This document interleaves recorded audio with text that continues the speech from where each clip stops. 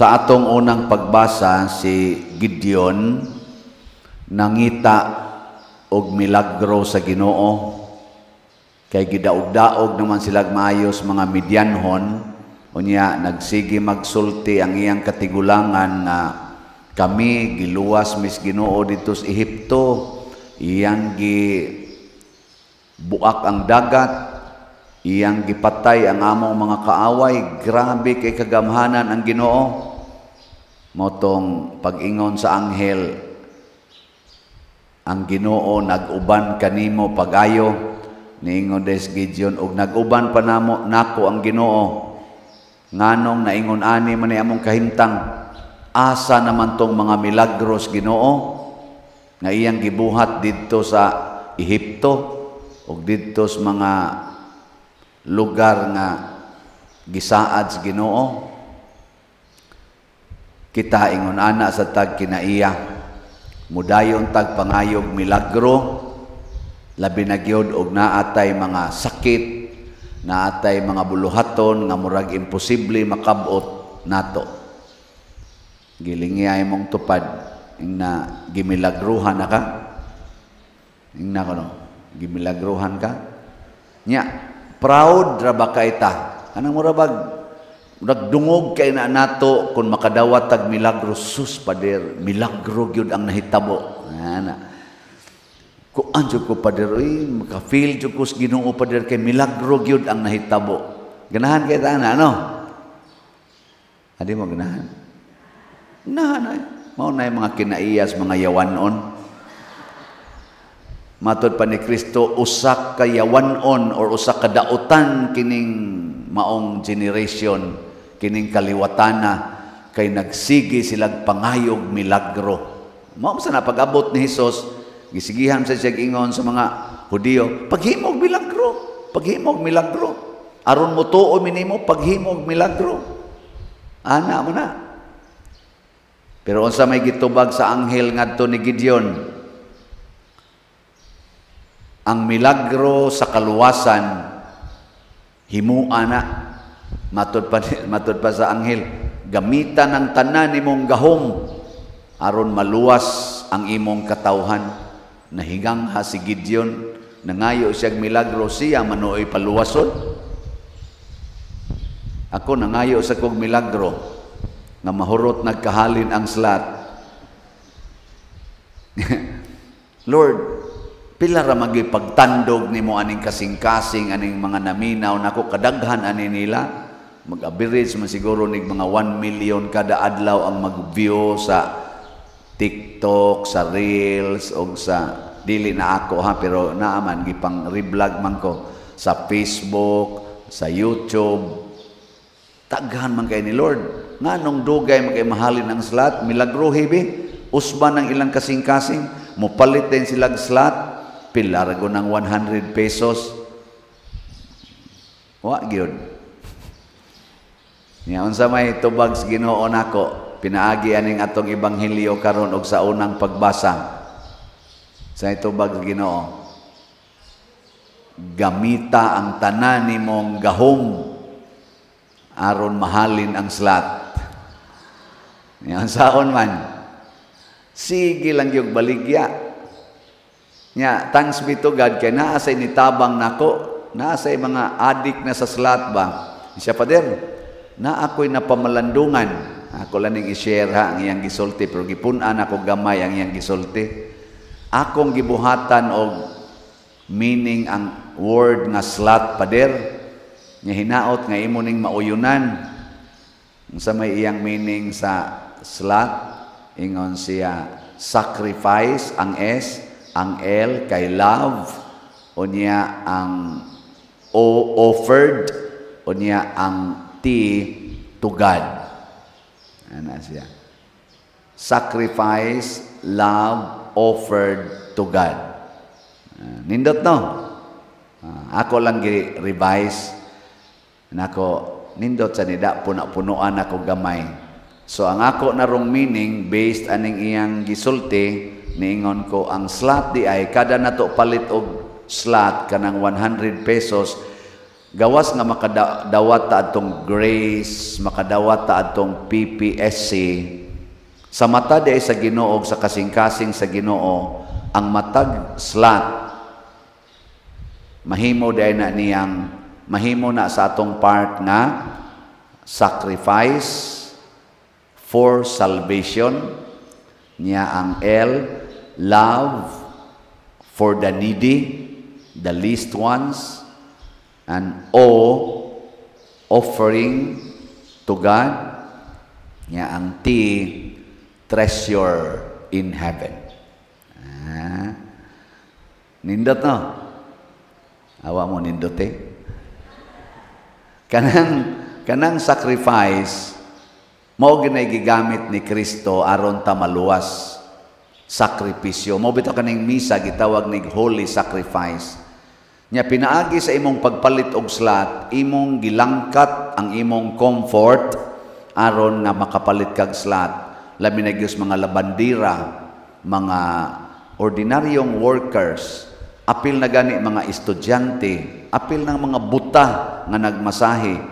Ilang tigom-tigomon ang ilang gagmayng extra, magsakripisyo sila, dili na sila mo snacks, dili na sila mo sakay motor, maglakaw na lang, di na sila mamalit og mga butang, kay ila na lang ipalit og slot, usa na kasakripisyo nga makapalipay sa Ginoo. Muna si Gideon, gipasakripisyo siya sa Ginoo. Ang mga apostoles, gipasakripisyo sa Ginoo. Si Bishop Ezekiel, grabe ang iyang sakripisyo para sa Ginoo. Labaw na ang atong patron, si Santiago Apostol, grabe ang iyang sakripisyo para sa Ginoo. Hangtod yun nga, naputol iyang liog.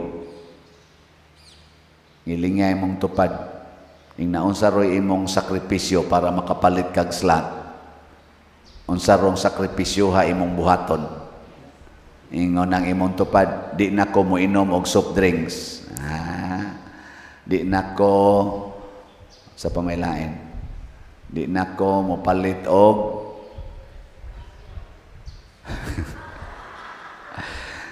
sige, kamo lang diha unsa inyong kuan. Basta kanang imong gasto nga para ranimo imong sakripisyohon. Nya kaning love, kanang L, love mana, love for the needy, for the least ones. Nya kinsa maroy needy, kinsa maroy nanginahanglan og labing ubos, ang atong parokya kay ni ay daghan nga mga ayuhonon, tukuronon nga para pagpalambo sa atong parokya, nagkinahanglan kay taog slot. Ana. So, love for the needy. Nya unsa may giingon ni Kristo? Unsay inyong gibuhat ngadtos mga labing ubos, mo nay inyong gibuhat nga rinako. Munang niingon si Kristo dire, biyai ang tanan. Di ba gahapon biyai ang tanan nya, karon iyang gisulti. Kung unsay inyong gisalikway nya gihatag ninyo sa mga kabos, ako nang ibalik ninyo gatusan kapilo. So kana ding atong love for the needy, mao sad na ang letter O, ang atong offering to God. Mao nay atong gihalad sa Ginoo, dili ning ang simba ana, di pa na mao. Motong si Gideon sa atong unang pagbasa, gipa-offer siya sa Ginoo aron mailhan nga Ginoo gid siya.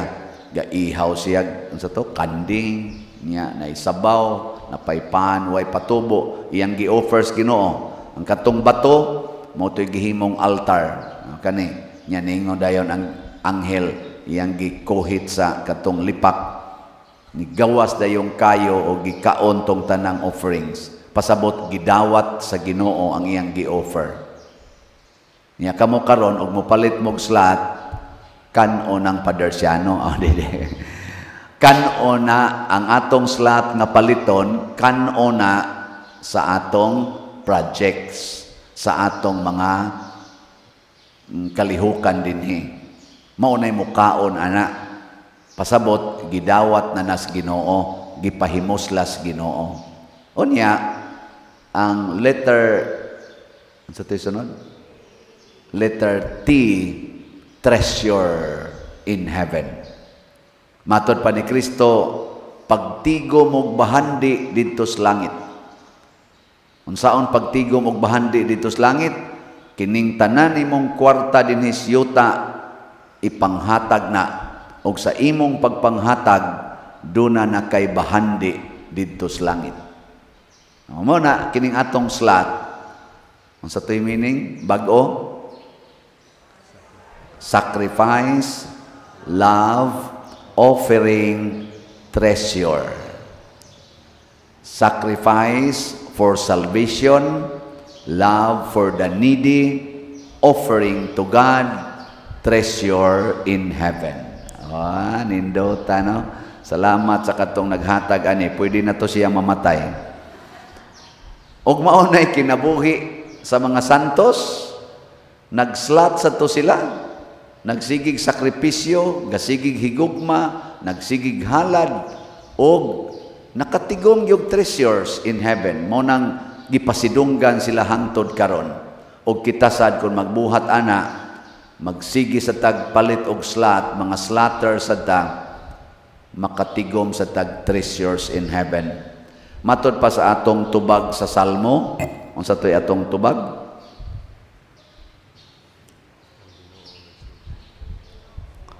Ang Ginoo nagsultig kalinaw alang sa iyang katawhan. Kining kalinaw gipangandoy ni Ros kalibutan. Tan-aw ko diya sa mga vlog-vlog, nag-warning na ang atong mga leaders, apil ng atong presidente, panganda mo kay kung madayon gining gubat sa China o sa Taiwan, mudipinsa ang Amerika sa Taiwan, maapil gyud tang dinhis Pilipinas. Nya naa say senador dito sa Amerika nga gi-share ni Senador Robin Padilla nga niingon ang tibuok kalibutan karon nagnandam na kay kun mahitabo gining gubat sa China o sa Taiwan, unya mulaban ang Amerika sa Taiwan, ang China sa panigan sa Russia, tibuok kalibutan na ni maggubat. Ngano man na? Nganong nahitabo man na? Kay nawa na ang ilang slot. Di na sila mo sakripisyo. Ang gipangita ros kalibutan, comfort, power. Di na sila mo higugma, labi na gyud mga ubos. Ang ilang gihigugma, ang ilang kaugalingon, gahom, kwarta, dungog. Mao na rin gibuhat sa mga tao sa kalibutan. Di na sila mo offer halad ngadto sa Ginoo. Ang ila gusto nila nga ang mga tao mo offer ngadto nila muluhod sa ilang tiilan. Mao nang gubaton tika kay ipailan ako nimo ako'y gamhanan, kinahanglan kang muluhod sa akong tiilan. Ana narong kalibutan. Ug ang katapusan, wa na sila kailag langit. Ilang gitigom ang treasures dinhis kalibutan. Naarang ilang mga mata diha, wan sila maghunahuna treasures in heaven. Mo nang nawagtang ang kalinaw. Bisan sa inyong balay, testingeo, kamo mga asawa, kuhaan ang inyong slot, ang inyong sacrifice, ang inyong love, ang inyong offering to God, ug ang pangandoy nga magtigom kag bahandi sa langit. Mag-away gid mo sa imong bana kay magsige lang kag paningil sa iyang kwarta. Usahay sad ang bana magsigig paningil, asa na tong kwarta, asa na tong kwarta. Ana, di ba? Hangtod mag-away, mga managsuon mag-away, apil ng mga pari mag-away, ambot ang mga madre gaaway basta na sila. Tungod anang kwarta, kwarta. Ako kapilan ako giaway tungod gyapon anang kwarta. Na ako wa jud ko mangaway tungod sa kwarta. Bahalag awayon ta, basta di lang kita mangaway. Unsa ra man gi ako, magsige ra jud kog baligyag slot. Ang moapil na ay kwarta sa langit. Ang di mo apil kagubot ginang inyong kinabuhi.